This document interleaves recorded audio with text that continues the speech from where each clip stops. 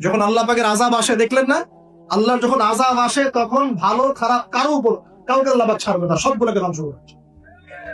আল্লাহ পাক সূরা কোরআনেও বলেছেন ওয়াত্তাকু ফিতনাতান লা তুসিবান্নাল্লাযীনা যালামু মিনকুম খাসসা, তোমরা সেই ফিতনাকে ভয় করো, আল্লাহর সেই পরীক্ষাকে ভয় করো যা শুধু জালেমদের উপর খাস করে আসবে না, সবার উপরে আসবে।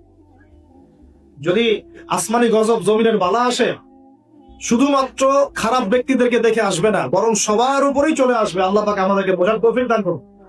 নবী সাল্লাল্লাহু আলাইহি ওয়াসাল্লাম একদিন ঘুম থেকে উঠে বলছেন লা ইলাহা ইল্লাল্লাহ লা ইলাহা ইল্লাল্লাহ ওয়াইলুল লিল আরাব মিন শাররি ক্বাদ ইখতারাব। তখন যায়েনাব বিনতে জাহাশ রাদিয়াল্লাহু আনহা বলছেন ইয়া রাসূলুল্লাহ আনুহলিকু ওয়া ফিনা সালিহুন, আমাদের মধ্যে সৎ মানুষ থাকা সত্ত্বেও কি আমরা ধ্বংস হয়ে যাব? তখন নবীজি বলছেন নাম, অবশ্যই ধ্বংস হবে। ইযা কাসরাতুল খাবাস, যখন অশ্লীলতা ছড়িয়ে পড়বে তখন আলেম জালেম সব ধ্বংস হয়ে যাবে।